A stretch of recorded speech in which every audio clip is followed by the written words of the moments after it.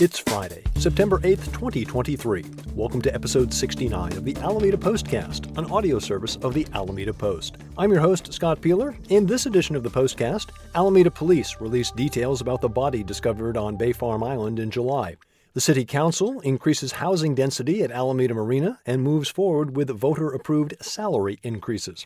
Alameda's experimental Guaranteed Income program is now open for applications. APD is attracting officers, but surrounding jurisdictions face an uphill battle. An Alameda-based broadcaster is making herself heard across the country.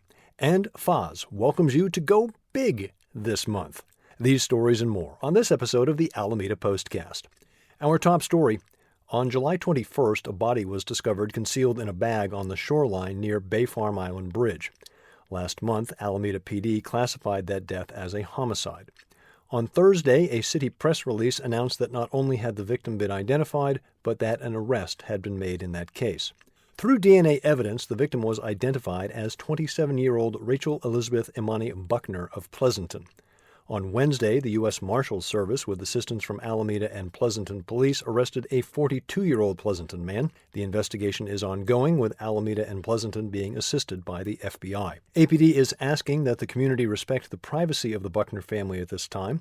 If you do have any information that may be relevant to the case, APD asks you to call 510-337-8402.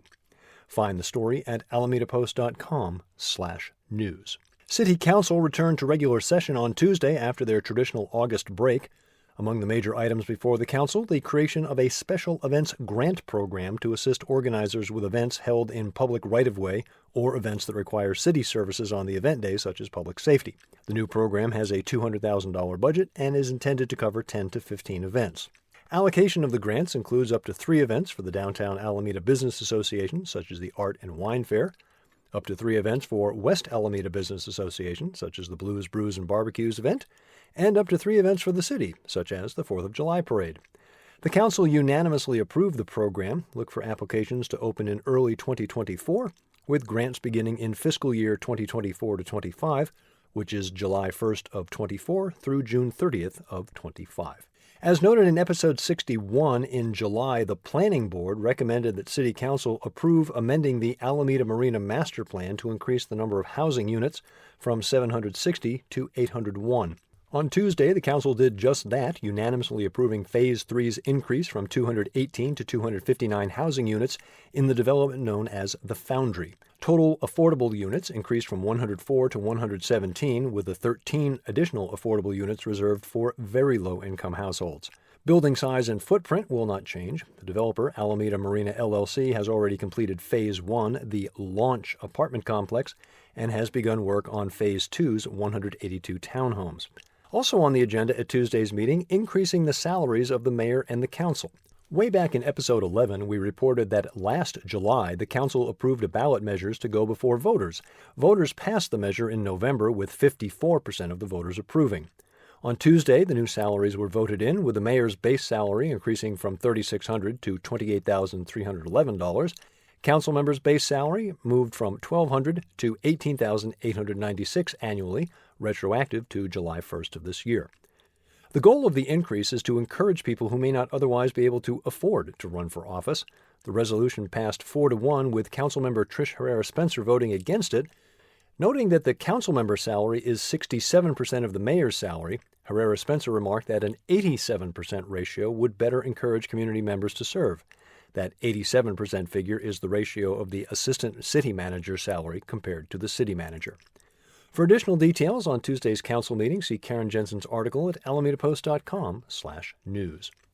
In May of 2022, as reported in episode 4 of the Postcast, the City Council voted 3-2 to utilize $4.6 million in American Rescue Plan funds to create a pilot program for a guaranteed basic income. Starting today, Friday, applications are open for the program, which will see 150 randomly selected low-income households receive $1,000 a month for a period of 24 months. The money has no strings attached, and selected participants may use the payments as they see fit. The application is available on the Rise Up Alameda website. Free computer access is available at the library, Mastic Senior Center, and the Alameda Point Collaborative. Applicants must reside in the city of Alameda, be 18 years of age or older, and have an annual household income at or below 50% of the area median income. For a look at what those median income figures are, plus links to the applications, which are due no later than September 18th, see alamedapost.com/news. If you're a regular listener, you're already familiar with Alameda's efforts to fill vacancies on the police force, most notably what is believed to be the most generous hiring bonus in America, $75,000. The program is working. The 24 vacancies received 170 applications, and the APD expects to be down to 10 openings by early next year. Chief Nishant Joshi sees the bonus as a practical response to Alameda's housing costs, noting that in addition to homes that basically start at $1 million, the average rent in Alameda is $3,000 a month. The program has spurred other area jurisdictions to offer their own incentives, but none are anywhere near the gaudy figure offered by Alameda. El Cerrito, for example, offers dry cleaning, a free gym membership, and a $10,000 bonus. They originally lost 21 officers from 2020 to 2022, but with those new incentives have managed to fill all but one vacancy. Of course, these incentives come at a time when there have also been calls for lowering the outlay of money to police, as well as a trend for more accountability from law enforcement. Annabelle Sosa of Cal Matters takes an in-depth look at police funding. Find her article at alamedapost.com/news. Alameda's Brian Wu finds himself in the thick of a pennant race with the Seattle Mariners. On Labor Day, Brian allowed 4 hits over 5 innings against the Cincinnati Reds. Unfortunately, he also recorded 3 hit batsmen and 3 walks, which allowed the Reds to score 5 runs en route to a 6-3 victory. Brian's record now stands at 2-4 with 8 no decisions and a 4.5 ERA. As I headed into the studio, the Mariners were the number 2 AL wildcard, but are a mere half game behind the Houston Astros for the AL West title. Next up for Brian, Saturday in Tampa. On Friday the 15th, he'll be back in Seattle to face the Dodgers.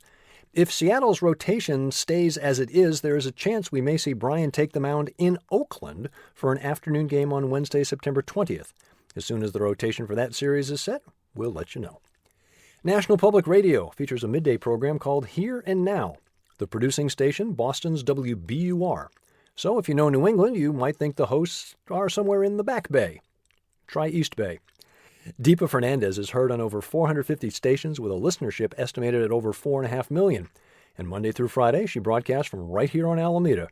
Her studio, a converted kitchen pantry. Her day begins at 4 a.m. Pacific time. She hosts the show live on the East Coast from 9 to 11 our time. Here in the Bay Area, KQED broadcasts the show on delay from 11 to 1, Monday through Thursday, and noon on Friday. Deepa has literally traveled the world during her career with stints in Australia, Ecuador, and New York. In 2021, she and her family relocated to Alameda to live in her husband Matt's childhood home, and from there she reports on news from around the world. Our own C.J. Hirschfield spent some time with Ms. Fernandez. It makes for a fascinating story. Find that profile at alamedapost.com/features. And Deepa, I can totally relate to broadcasting from a tiny space in an Alameda home. Our next walking history tour is this Sunday the 10th. Dennis Evanosky presents Alameda's Northern Waterfront, focusing on the major shipbuilding sites of the first half of the 20th century. For tickets and details, visit alamedapost.com/tours. To prepare for this Sunday, check Dennis's article Shipbuilding on Alameda's North Shore at alamedapost.com/history. Friends of the Alameda Animal Shelter want you to go big this month. September is Adopt Big, Love Big month. The shelter is putting the focus on big dogs. I've walked many of these pooches, and they are perfect for someone with an active lifestyle. Dogs like Mayut and Ohana would be the perfect running partner. This month, big dog adoption fees only $40, some of them sponsored by others, meaning no fee for you. Details on the FOZ Facebook page. As always, keep an eye on alamedapost.com/events. The Birds continues at Altarena Playhouse, as does the En Plein Air exhibit at the Frank Bett Center. Head over to the Hornet for the Battlestar Classic Beer Fest and Cornhole Tournament. You can participate, enjoy the Beer Fest, or just watch the tournament. Saturday also brings the Farmers Market from 9 to 1 and the West End Mercantile Market from 10 to 3 at the Healing Garden. Again, alamedapost.com/events. A big thank you to you this week. Folks have been spreading the word about the Postcast. I've noticed recently our download numbers have gone up around 10% or so. Appreciate the support. Thanks, as always, for supporting local news for Alameda. Join us as a member, alamedapost.com/memberships. You can also find us on Facebook, Instagram, YouTube, and Mastodon, as well as our own subreddit, and we are now part of the Threads community as well. Find the Postcast wherever you get your podcast, or simply tell your smart device to play the Alameda Postcast podcast. I'm Scott Peeler. I'll be back next Friday with episode 70 of the Alameda Postcast.